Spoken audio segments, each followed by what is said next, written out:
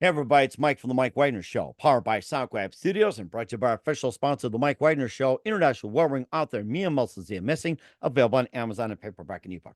We're here with a terrific gentleman who's a multi-talented singer-songwriter who grew up in Virginia and now living in beautiful downtown Atlanta. He began his career at an early age, fascinated by his grandmother's record collection. We'll find out what records she collected, and nearly 19,000 followers on Spotify, nearly 5,000 monthly listeners, 250,000 streams, according to what's behind him. He'll tell more about that. Over 750 subscribers on YouTube, averaging 30K streams and plays and everything else. And he's also got a new song, which is called That Good Love. And of course, I lied as well. He's got a lot of great experience. It's My Will, Caught in the Act, the live experience, Where Do I Begin, and more. Live, ladies and gentlemen, on Plus Studios in beautiful downtown Atlanta, the multi-talented singer-songwriter who grew up in Virginia, now about to come in Atlanta with That Good Love. Ladies and gentlemen, the multi-talented Will Preston. Will, good morning, good afternoon, good evening. Thanks for joining us today.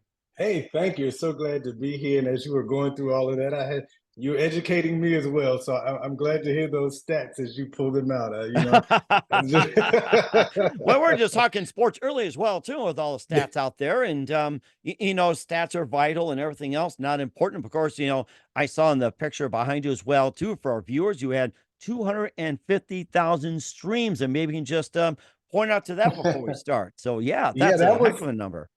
And I got that plaque to commemorate that. And that was probably, I don't know, more than a year ago. So that particular song has streamed a lot more than that now, but very proud of that song. It was from my last studio project. That song was called Never Knew Love. Did really well. And so very proud of that streaming activity for that. But we're a lot more now. So maybe there'll be another plaque replacing that eventually, but very proud of that. And next thing you know it, the number will rise and rise by the time this is over, and I'm sure it's going to keep counting and counting. It'll probably break the counter, the computer breaks or whatever. So I'm sure we'll get all that too. You're a multi-talented singer-songwriter who grew up in Virginia, and now you're living in Atlanta. You began a career at an early age, fascinated by your grandmother's record collection. You nearly 19,000 followers on Spotify, nearly 5,000 monthly listeners, over 750 subscribers on YouTube, averaging 30,000 plays, and you've had It's My Will, the live experience, Caught in the Act, Where Do I Begin, hashtag Reacquainted, and you've got That Good Love, and of course I Lie. We'll talk about those. And before getting all that, Will, tell us how you first got started. Well, so, I think it's one of those things where I always think, how did I get started? Well, if we talk about the musical gift, I guess that was just always there. We don't always act on our talents and gifts, but I'm thankful that I did tap into that. I would say, though, from a professional standpoint, I did my first true studio recording when I was in college. And so I was about 19 years old at that time when I did my first official recording. Prior to that, I was writing and recording into little cassette players. And, I remember those, the handheld ones. We had those big ones we had to press record and play and everything. And play at the same time. And, some of them, if I had an old tape that I was using, I had to, I don't know how old school you remember, but if the little tab in the top was gone, you had to put a piece of, like a piece of tissue or something in it so that the record player would, so that the recorder would actually record. So many crazy things back then. I remember using Maxwell tapes, but that's what I always that recorded. was my favorite. It had that, what was it, that chrome, you had that gold, Yes. And I think you had like all these levels and everything. I collected those, and of course you also had cassette players that recorded in chrome. You paid like $1,000 for a cassette deck. Those are And for some reason I felt like if I was using Maxwell, I was like doing something. Like that was like the big thing. I don't know why Maxwell was so good, but Maxwell was supposed to be like the big thing. And of course, influenced by that commercial. It's like, is it Maxwell? Is it live, or is it or no? I was thinking of Memorex. That was another one. Is it live or is Memorex? Memorex? Yeah. And then that was another one that I bought. I bought those cassettes a lot too. And also you had the Maxell where the guy gets blown away and everything like that. But we bought all kinds of cassettes, TDK, and I think there was also let's see, I'm trying to think of another top name cassette, but boy, and they used to come like 3 to a pack. Some you could get like economy buys, you get like 12 in a set. But those Maxwells only came like 2 or 3 in a set. So they were They were making the money back then. Oh, I remember one. Scotch. That was the other one. Scotch. It was like the inventor of the tape with the reel to reel and everything like that. So Yes. it's like, Uh-huh. in fact, I'm thinking right now, as soon as we get done, I'm thinking about going to buy a tape deck as well too. I still have a record player and still a CD player, and I kind of wish to bring back the vinyl too. So that is gonna be Uh, that's obviously the next best well, thing. And vinyl is still a big thing for collectors. Vinyl is a big thing. I have a good friend who's a DJ and producer, and he runs a very successful vinyl business online. And so, it's vinyl seems to be the thing. It's so expensive to press vinyl these days, but you have those diehard collectors out there who really want the stuff from back in the day and those rare finds, and you can really get a lot of money for those oh, of items. course. And of course, too, it's like not just eBay, Amazon, or anything like that. You can go to a local record shop and still find some. And I still have my record collection from way back in the day. I'm probably giving away my age. And of course, you look at the vinyl as well, too. It's like the cover art, even those two double albums. You look at the liners, you look at the pictures, and then you have the Yeah. labels. You just watch it spin, and they got so creative. And I still have some, and I've got one which is a Peter Gabriel album with the melting face, sold 100,000 on Mercury, and somebody's like, I can sell that. I'm like, no, I'm keeping that one, and I've Keep got a that few others one. going to keep it. Yeah, that's right. So if you got something that you're tempted to sell, just don't. Yes, exactly. Exactly. Oh my And try to gosh, hold yeah. on to them and protect them and don't scratch them. And I broke one of mine last year. It was actually one of my grandmother's from that collection. And Oh, I I'm was glad just it's going to not. ask you about that. Was it like the 78s made of acetate, that really hard vinyl? Was that one of them? I have those too. I have those too, actually. But hers were mostly, I guess, the more traditional ones from the '60s, '70s, maybe some late '50s things. Those were the really hard ones, but mostly '60s and '70s. It was in the era of Aretha Franklin was her favorite. Oh, the Motown era. Yes, the So she Motown had era. every Aretha Franklin album known to man. Smokey Robinson she loved. Al Green she loved. Oh, A Al group called Green's my fave. the Ohio Players. She had some Dion work in there. She had, but Aretha was hands down her absolute favorite. And so, I have. It's hard to believe, really, when you look back at artists today. We don't record at quite the same volume that they did back then. I mean, Aretha Franklin has. I don't know. It's like 30, 40 records that my grandmother has. And that was just during the record era. So, even after that, it was even more when she started doing CDs and tapes and things of that nature. So yeah, a very vast collection that was just kind of influential and instrumental in developing my curiosity and love for music. And it was just exciting to be able to flip through all of those different items throughout her catalog. I mean, and she had so many that even to this day, I haven't listened to all of the records. It's just so many, but there are a lot of influences in there. Mhm. And do you think today's vinyl compares to the vinyl that was pressed in the past? It's like you're seeing the today's vinyls reissues and all that. I mean, God, the what, 20, $30 you're finding at Target, Walmart, and some of the other places. Do you think the quality of that vinyl is just as good or better, or maybe so and so compared to the vinyl we bought in the past, 60s, 70s, 80s, even the 50s, and oh good Lord, 40s and 30s? I think that people could make an argument today that, technology has advanced, and so you might get a clearer, crisper sound. But I do think something is missing from the warmth of the vinyl from the past. I mean, it was just that a warmer feeling, a warmer sonic sound, even the little crackling in the pops. Oh, Today they I do so remember that, much. and of Yeah, course you hit the needle on the record and like that, and then just yeah, spin, right. or you get the skips and all that stuff like like that, or just jump Right. across. Yeah. So I guess the machinery and the manufacturing process has changed today because you lose a lot of that. I mean, there's a lot of nostalgia for that out there. So I miss those aspects of vinyl pressing, but thankfully I still have all of those old ones to go back to. But now when they digitally remaster and all those things, they kind of get rid of all those little nuances that may have been annoying back then. Who knows? But it just kind of makes it more special for us today when Mhm. looking back.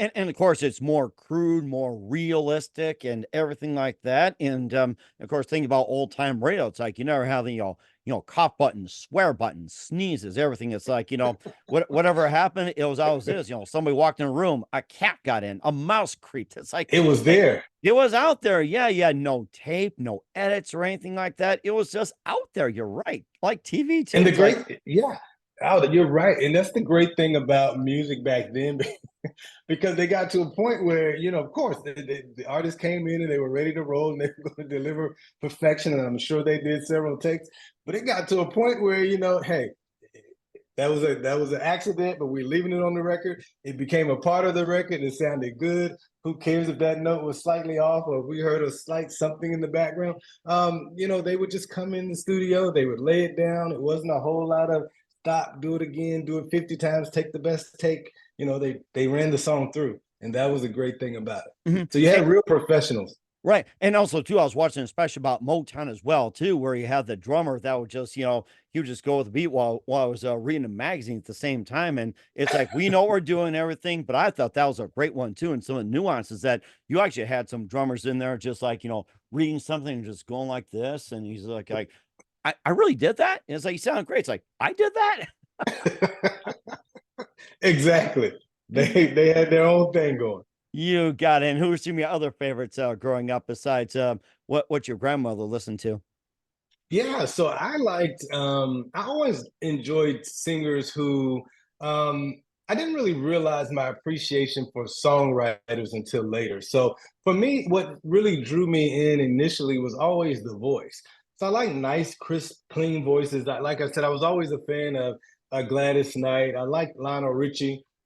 But those were some of the older people, I guess you would call it, in my time of growing up.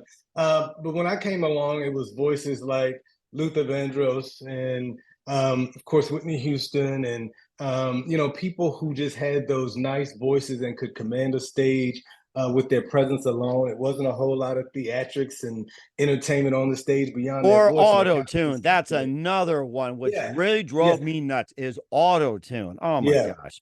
That's like the yeah, because it steroid of wasn't. the music industry. Exactly. And so then, so that was what was BB and CC Winans, stuff like that was really prevalent when I was growing up. And when I started to become a teenager, I would like the more current artists, of course, like Usher and who was, basically my age, and Alicia Keys. And I like groups like Jodeci and Boys to Men. And so really that R&B. I really enjoyed Michael Bublé. I've always been a fan of his. Harry Connick Jr., some of the other people, but just nice, clean, smooth voices just was always appealing to me. Mhm. And you've got one yourself as well, too. You've got That Good Thank you. Love. Of course, I Lied. It's My Will. The live experience caught me out. We'll talk more about that with the amazing, multi-talented singer-songwriter Will Preston. But first, you listen to The Mike Wagner Show at themikewagnershow.com, powered by SoundWeb Studios. Visit online at sonicwebstudios.com for all your needs. Look at a professional website without breaking your budget. Sonic Web Studios is the answer. Sonic Web Studios offers fast, affordable custom web designs that blow the competition away. Call today, 1-800-303-3960. That's 1-800-303-3960, or email to support@sonicwebstudios.com. Mention the Mike Wagner Show, get 20% off your first project. Sonic Web Studios, take your image to the next level. Also, time to give official shout out to our official sponsor of the Mike Wagner Show, international warring author Mia Mulsanzia. If you love fast-paced mysteries, you'll love Missing by Mia Mulsanzia, available on Amazon and paperback and ebook. Missing is fast-paced and intriguing with an unforgettable twist. Takes place in 4 countries, 2 strangers, 1 target, where truth is illusion and those who love be the first go missing. It's available on Amazon and paperback and ebook. Missing by Mia Mulsanzia has garnered great reviews and even loved and endorsed by Howard celebrities, including Joanna Cassidy, Forbes Riley, and many others. So grab your copy today for it goes Missing by Mia Mulsanzia, available on Amazon. Also, check out the Mike Wagner Show at themikewagnershow.com on our 40 podcast platforms. Heard in 100 countries, including Facebook, SoundCloud, Spreaker, Spotify, iHeartRadio, also Apple Music, Odyssey, Podbean, Pandora. Subscribe on BitChute, Rumble, YouTube. Follow us on LinkedIn, Instagram, Twitter, TikTok, Facebook, and more. Take us with you on any mobile device. And for great gift ideas, go to Amazon.com. Check out the Mike Wagner Show podcast. t-shirts, pop sockets, throw pillows, tote bags, hoodies, makes great gifts 24/7. Go to Amazon.com. Check out the Mike Wagner Show podcast. And for more great gift ideas, go to Amazon.com/me and Muslim Zia for great books like Missing Once and Wrinkles. Also t-shirts, pop sockets, hoodies, phone cases, and more. Amazon.com/me and Muslim Zia. Check it out today and support the Mike Wagner Show on Anchor FM, PayPal, and the MikeWagnerShow.com. We heard the multi-talented singer-songwriter who grew up in Virginia, now in Atlanta, Will Preston, here on the Mike Wagner Show. And before we talk about some of your music with That Good Love, Of Course I Lied, It's My Will, and more, tell us about the journey going from Virginia over to Atlanta. Yeah, so it was I was ready for the city, Mike. I grew And up you were in born with it. Yeah, Falcons, Braves, Hawks all across the board. You're built. I was ready for the city. It represented a change. It represented something new.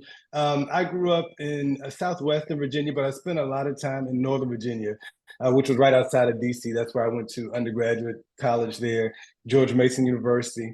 I majored in finance. I had a job there with MCI WorldCom at the time and America Online Mm-hmm. also. And some things developed there, and it was an opportunity to relocate to Atlanta. This was before music was even, I think I had actually just started recording my first project while living in Virginia, but ultimately, it was complete once I transitioned to Atlanta. But I was ready for Atlanta just represented something new and exciting. And while I had Washington, D.C. right there and was frequented being in that city, Atlanta just meant something different. And it was already starting to rumble as the new Motown, so to speak, and it even just became bigger. It just became like the Hollywood of the South. It began to be coined, and I just made that transition. So it was just a wonderful move. It just represented something new in life, and it was exciting. And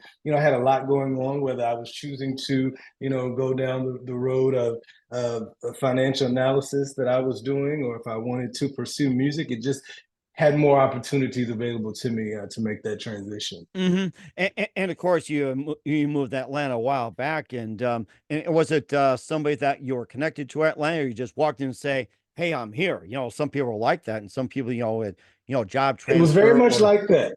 No, it was very much like that because the job transfer came about because of uh, my decision to leave. I decided that I wanted to go. So it was really, almost sight unseen to come down, a weekend or two before actually officially declaring, that there would be a move. So it wasn't anything that was planned out, orchestrated. It was just one of those whimsical things, and it was great to be able to do it at that point in life. Today, I probably wouldn't make such a whimsical leap, probably, but that's the great thing about being young, and the great thing about having dreams and goals, and being fascinated with things. I mean, you do things that you might not do as you get a little older. You're a little less, you're more risk tolerant when you're younger. So. Right, exactly. Yeah, and of course, you took the risk. You cranked out some great music. You had "It's My Will," the live experience, "Caught in the Act," "Where Do I Begin," and #Reacquainted. You have some singles out there like "Candy Coated Raindrops," and we did talk about "Never Knew Love" getting 250,000 streams. And this time of year, play it and tell us more about those and what inspired you to write them. Yeah, so you go back to let's see, let me see, pick one out of it. Candy Coated Raindrops is actually Oh, a I song. I was just gonna say that. It's like I'm thinking about candy right now. So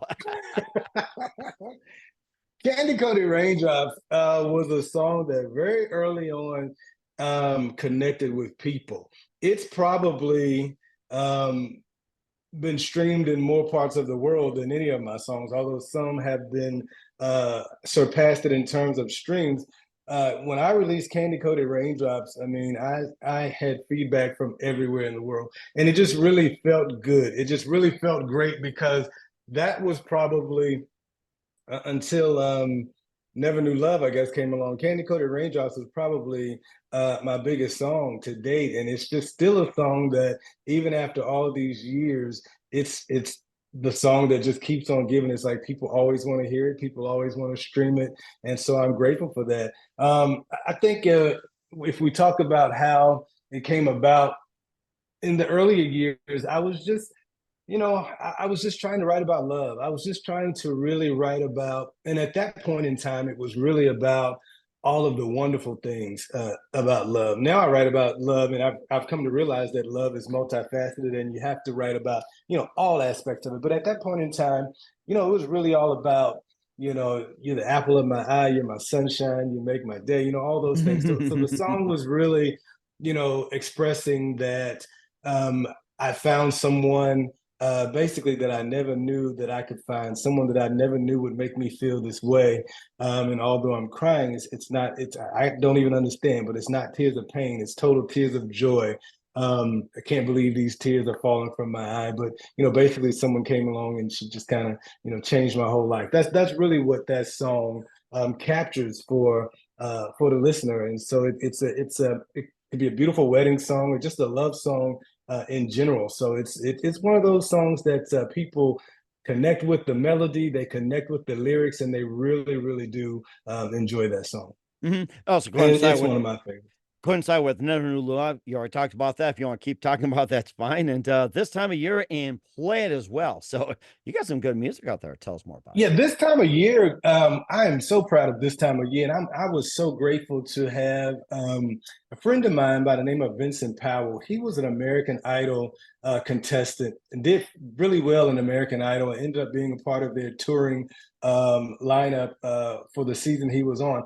But we met before he was even a part of American Idol, and we always talked about doing music together. We always talked about doing a song. So this was a song that I wrote as a Christmas song. And it really basically talks about, how Christmas, that time of year is always wonderful. It's always magical. But when I think back on it, my childhood, those Christmas years were really the best. And I talk about, how, you had the gathering of family and, you had fun. And then there were people who cut up, but you look as you transition through the years and some of those family members are no longer with you. And so it becomes while it's still a joyous time of year, it becomes bittersweet at times because some of those people are no longer here with you. And so I look back and as I was writing that song, the whole premise was, it's still a great time of year, but I will always regard those years of my growing years as probably the best at that time because all of those people we're still here with us. And, it was just special. Family and friends. It was just a special time. And certainly special as well, too. You also had some special releases. It's My Will, Caught in the Act, the live experience, Where I Begin. I don't like this one. Hashtag reacquainted. Yeah. So reacquainted, that name came because I had been gone from music for a little while. I was between projects. So I did, It's My Will. And it was a good probably 6 or 7 years. Someone will check us on this, but it was a good 6 or 7 years between that span. Fact And checkers, we trust you or you trust us. Don't worry right. about fact checkers. At any rate, it was some time between those years, and people were always asking, "When are you going to do another project? When are you going to release more money, more music? When are you going to, get more things out there, get more things to us to enjoy?" And so I finally did that, and so I felt it was a moment for me to get reacquainted with all of those fans and supporters who had been with me since the beginning. They had been with me through It's My Will and Caught in the Act. And so now I was getting reacquainted again. And my promise at that time was, I'm back and I'm not going to be gone for nearly as long ever again. And so I've tried to be, a lot more consistent since then. And but that's really what reacquainted was, just truly, and it felt good. I mean, it just really felt great. Number one, to have people, wanting to hear from you.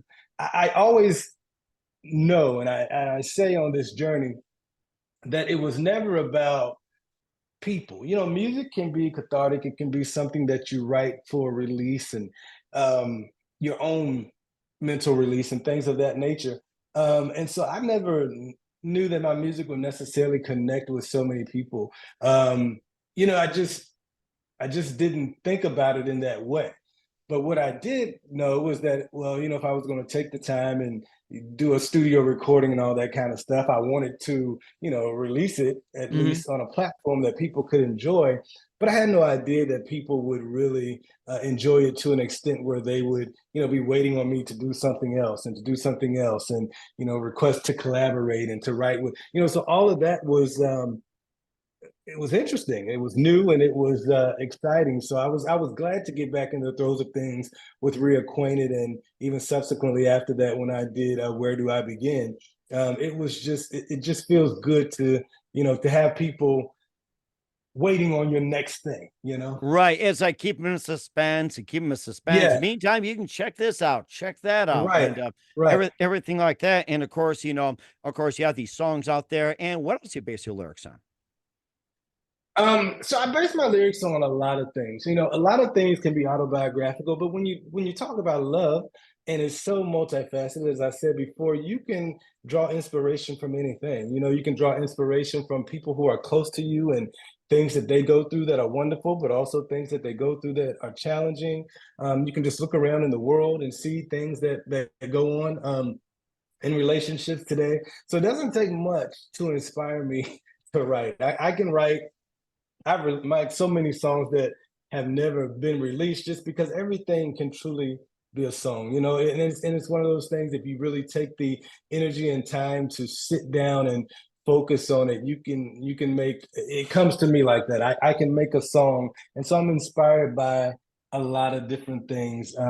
But again, like I said, I've grown. My writing has really grown to a point where I'm not always just seeking to write about fluff. I realize that people go through different phases in relationships, and so to me, I feel my responsibility as a writer is to make sure that I try to capture, all of these different, or at least some of these different points in love, and that really led me to um, writing the song "Of Course I Lied." And I remember having conversations with people about that song, and it's like, well, is that something that people are going to want to receive from you? Is that because it was basically, of course, I lied. The premise is, he had done something wrong, and she found out, and she's like, why? Basically, why didn't you tell me? Well, how could you hide it? And his whole thing is, of course, I lied. Did you think I'd tell you the truth about the things I was doing to you? Is it better that you know, or should you just have left it alone? Did you ever think about how much hurt this would cause you if you did know? So of course I lied. I lied to protect you. Of course I lied for selfish reasons, but I lied, and that's a very real thing in love. People go through that. Mhm. People And go through heartache and pain. mhm. Or for protection as well too. Fear of hurt, fear of them getting hurt, protecting from family members and everything like that. Of course, it's not you, it's me. It takes on a different meaning when it comes to that. So Yeah, right, right, and then and you're right, and so it's like and so the thing in that song is, I always feel like there could be a part two because there was no redemption in that song. There was no closure in that song. It's just kind of left as, yeah, I did. We don't know how the story ultimately unfolded. No one actually walked out the door that day. I mean, so it's one of those things that, again, though, I think I just really wanted to capture that sentiment. I wanted to capture that moment for people. And so, as I was saying, some people had asked, especially as it pertained to females, because it's a large part of my fan base. They're used to me being, this Mr. Suave, Mr. Loverman, and so it's like, if you're talking about, lying, how they. But when I tell you, Mike, it was just crazy that so many people wrote and said, "This was my story," or "I've been through this," or "I can relate." Or even guys saying, this is crazy. I've been in this situation. So it's a story that needed to be told. So that someone could latch onto it and maybe have some better ways of dealing with or even expressing it. I think a lot of songs are going through my mind right now, but before we talk about that good love with Will Preston, get to that in just 1 minute. You listen to the Mike Wagner Show at the MikeWagnerShow.com, powered by songwriter Studios, brought to you by official sponsor of the Mike Wagner Show, international warring author Mia Molson's Missing. We'll be back with you, multi-talented Will Preston of That Good Love after this time.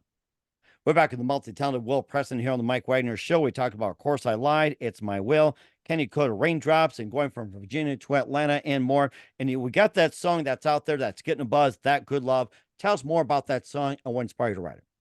Yeah, so very proud of this particular song.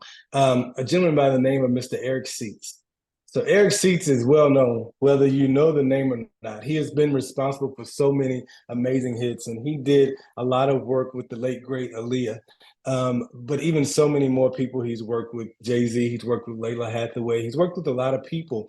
And he also is a phenomenal percussionist. He is the full-time drummer for Miss Patti LaBelle. So you know Nice. yeah. So we aligned via someone we both were working with on our promotions team, Mr. Jay Ross. He goes by Jay Ross, the boss of Soul Cravers Promotions, and the Eric, I believe, had seen my work or something with Jay and had asked about him, and Jay facilitated us really being connected. And then Eric and I started talking, and we started, talking about collaborating. And he sent me some stuff to listen to, and I sent him some lyrics back, and we went back and forth for a while before deciding exactly what we were going to do. And That Good Love was a product, and it was. I'm just thrilled with the song. It was just a wonderful song. It was great also because I've collaborated, but as a songwriter and as a vocal producer of my own, I'm so used to doing things my way. I'm so used to shutting myself off in the studio and I'm doing it my way, and I'm doing the production, or I'm kind of telling someone else who's producing kind of what I want and what I'm intending for Right. the sound. But Eric was, you know, Eric knew exactly what he wanted. I knew exactly what I wanted, and so it was one of those things that it was great to kind of get some Right. The direction from vibes him. were there. Right. The Yeah. vibes, yeah. And so what the result was really amazing. I was just really pleased with that. We actually did a couple of songs. The other one has not been released yet, but I anticipate that we'll definitely get more out there in the near future. And certainly as well, we'll have to have you back with those songs as well too. And speaking of other music, what are some other songs we haven't covered? And if you want to talk about some other songs, feel free to do so. Yeah, I mean, on Where Do I Begin, we had some great songs on there. One of the what I would consider probably one of the best songs I feel that I've ever written was a song called Phone Don't Ring. Um, and this is really a song about uh, getting over a breakup. Hmm. But it's a dark song. It's kind of deep, but it really talks about moving on and how you're kind of just stuck in this place. And it talks about, people really trying to get you out of this place where they want you to move on, but you just don't quite feel ready. And Right. so you have someone who's interested in you. They're calling. You don't want to pick up the phone because you know that eventually you're going to get over this person that you're trying to get over, and you don't want to get over. So you don't want to have the conversation on the phone with the person on the other line. You acknowledge that they'll make you smile, they'll make you happy, they'll make you laugh. But when you hang up, you're kind of back in your despair, missing this other person. And so while you realize that there is sunshine on the other end of that phone call for you, if you just be diligent and persistent and pursue it, it's almost like in life, sometimes we want to stay where we are, at least for a minute, and we want to have that moment to reflect. We want to have that moment to be in despair, so to speak. It's kind of like self-sabotage. We do it to ourselves. But I just enjoyed writing that song because I just think it gives a wonderful perspective of how, even when we have options at times, we choose to stay where we are just until we feel, we're ready to say, okay, now it's time to move on. But the pain could have been gone a little sooner if we had just given in, but we don't always do that. Right. That's exactly it. And it hits home for a lot of people. And where can we find all your music at, Will? You can find me anywhere where fine music is sold, I always say, but I'm on Spotify, I'm on Apple, I'm on everything, literally everything. YouTube, of course, TikTok, Instagram, I'm very active on. My website is willpreston.com. Just do a Google search, you'll find me. there. All my music is available, and I'd love for you, those who aren't as familiar with me, to definitely get on this train. We're going places. I'm excited.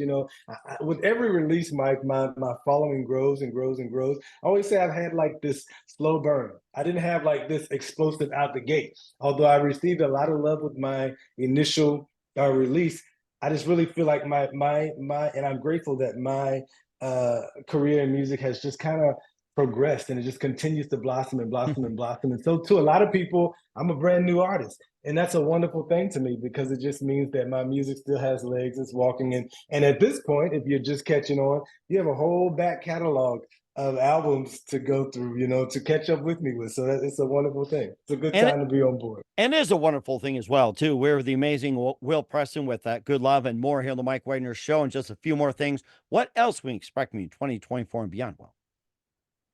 Mike, I got some good stuff coming. So I have a new project that I'm in the midst of wrapping up now. I'm excited about that. So before too late in the year, you're going to have a new project from me, and hopefully I'll be back to talk about some things there.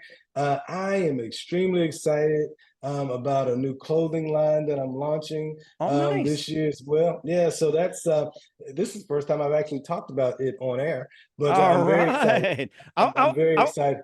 I want to see. I want to see you wear those next time when you have you on your own clothing line. You That's a great will, you idea. will, you will. And I was probably inspired to speak on it when I heard you talking about all your wonderful things that are available over there on Amazon. I'm going to Oh, go over there and check it out. this just came up. Are you gonna put on a hoodie like this here with your name on it? I mean, we can help you with that, or go shopping with a tote bag. And if you want to sleep on it, get something like this. It's like we That can is help you on awesome. that too. Okay. Yeah, so I have that going on. And so right now I'm just in full scale record mode. I'm working on a show that's going to be a pretty big show here in Atlanta coming up this year. So we're in rehearsals for that right now. And it's going to, but really I'm trying to focus on getting this project wrapped up. I can't have too many distractions, because that just means prolonged time. This Right. project is a little overdue according to my timeline. And so I want to get it wrapped up as soon as possible. But I'm so excited about it, because I feel it's a lot of good stuff. And sounds like it too, Will. And who do you consider biggest influence in your career? Oh, I would say I take a little bit from a lot of people. If you're speaking musically, I take a little bit from a lot of people, and I kind of mix it to form my own sound, so as to not to lean on too much where someone would draw heavy comparisons to me or someone else. But I think that I have a lot of different people mixed into my sound and my approach and my delivery. I will say though that what my inspiration is and what keeps me going from a non-musical perspective is just family, a strong appreciation for those who are close to me and keep me grounded, and keep me happy and keep me inspired to do what I do. Support means everything, and so it's just a wonderful thing to just have great people around you who can be along for the journey, and that's what my inspiration is. And very important as well. What's the best advice you can give to anybody at this point? I would say you have to be you. I think one of the things that has made me respected and appreciated by music lovers is the fact that I don't try to veer into anybody else's lane. I could easily chase trends. I could easily, make my music bend and sound like, someone else, but it would not be authentic. And so I would say that you can be authentic and relevant at the same time. And so don't try so hard to, fit in. I would always say create your own lane, and others will probably follow you. So, that's my biggest advice or I, greatest advice. I think that's the best one out there as well, too. We encourage everybody to create their own. That's a really good one. We're here, the melted down Will Preston of That Good Love. Of course, I lied. It's my Will and more here on the Mike Wagner Show. Will, a very big thank you for your time. You've been absolutely fantastic. Looking forward to having you again soon. Keep us up to date. Keep in touch. We'd love to have you back. Once again, what's your website? How do people contact you? Where can people purchase or check out your music? Absolutely. WillPreston.com. You can get me on Instagram, the Will Preston. I'm on Twitter, the Will, or X, I should say, the Will Preston, anywhere. But I definitely communicate well on Instagram. That's where I'm usually posting my latest news and information. So definitely link up with me, follow me. I communicate, I talk back, all those things. So I just look forward to, building further connections. Certainly do as well. We're looking forward to it. Once again, Will, a very big thank you for your time. You've been absolutely amazing. Looking forward to having you again soon. Keep us up to date. Keep in touch. We'd love to have you back. Wish you all best. And Will, you definitely have a great future ahead of you. Thank you. Appreciate it, Mike.